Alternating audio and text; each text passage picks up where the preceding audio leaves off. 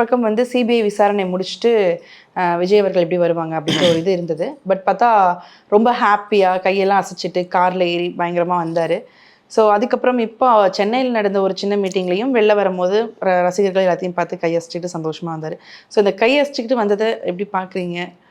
நீங்கள் அப்படியே நம்ம அதை தான் நான் சொல்லிட்டேன், வடிவேல் காமெடியாக தான் நீங்கள் இதை பார்க்கணும். நீங்கள் ஏற்கனவே நம்ம இதில் சொல்லியிருக்கேன், நானும் ரவுடி தான் வண்டியில் ஏறுறவன், அவன் ரவுடியாகவே இருக்க மாட்டான், அவன் வெளியில் சீன் காட்டுறதுக்காக தான் போகிறான்றது. ஏன்னா விஜய் வந்து அரசியல் வடிவேல், புரியுதா உங்களுக்கு? அதில் எந்த மாற்று கருத்து இல்லை. அதை தான் நம்ம சொல்லிக்கிட்டே இருக்கோம் எல்லா சேனலும். நம்ம சொல்லும் போதெல்லாம் எவனுக்கு எவ்வளோ அடி விழுகுதோ அவ்வளோக்கு அவ்வளோ தன்னுடைய ஹாப்பியாக காட்டிக்குவான். இது வந்து ஒரு பேசிக் சைக்காலஜி. ஓகே. இப்போ ஒரு நீங்கள் யதார்த்தமாக ஒரு மனிதனை பார்க்குறீங்க அப்படின்னா யதார்த்தமாக இருப்பாங்க. அவன் சிரிச்சிட்டே வரான்னு வைங்க, ரொம்ப எப்பயும் இல்லாத அளவுக்கு வந்து ஒரு மகிழ்ச்சியை வெளிப்படுத்தி வாங்கம்மா வாங்கம்மா எப்படி இருக்கீங்க அப்படின்னா அவன் ஏதோ சோகத்தில் இருக்கான்னு நீங்கள் புரிஞ்சுக்குவோம். புரியுதா உங்களுக்கு?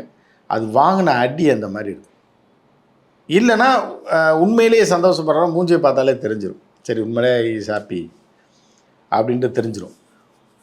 ஆனால் ஒருத்தர் செய்யாத செயலை செய்கிறான்னு வைங்க, இப்போ எப்போயும் நீங்கள் வரீங்க போகிறீங்க என்னம்மா அப்படி இருக்கீங்க அப்படின்னு பேசுகிறோன்றது வேறு. சிம்பிளாக திடீர்னு நான் வந்து ரொம்ப சோகமாக அப்படி உட்காந்து சொல்லுங்கள் அப்படின்னால எனக்கு ஏதோ ஒரு பிரச்சனை இருக்குதுன்னு அர்த்தம்.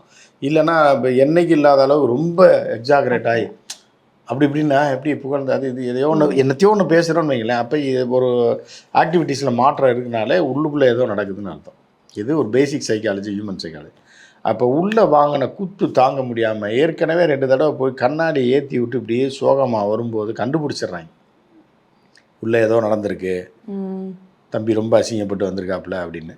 அதை வெளியில் அப்படின்னு செய்தி வந்து பரவுது. வெளியில் வந்தோடனே அப்படி சோகமாக வந்தார் விஜய், 4 மணிக்கு விசாரணை முடிந்தது, இருந்த போதிலும் 1 மணி நேரம் அவர் அங்கே காக்க வைக்கப்பட்டு பின்னர் துரத்தி விடப்பட்டார் 5:30 மணிக்கு. அதனால் அவர் எதுவுமே சாப்பிடலை அப்படிலாம் வந்தது. அதுக்கப்புறம் இப்படி வந்துச்சு அப்படி வந்துச்சு. 2வது டைம் போகும்போது இப்படி வந்துச்சு, கூட்டமே இல்லை, ஆளே கிடையாது. நம்ம நீங்கள் ஃபஸ்ட்டு அந்த வீடியோ எடுத்து பார்த்தீங்கன்னா தெரியும், பல பேர் லைவ் பண்ணியிருப்பாங்க. அது விஜய் ஃபஸ்ட்டு விசாரணைக்கு போனப்போ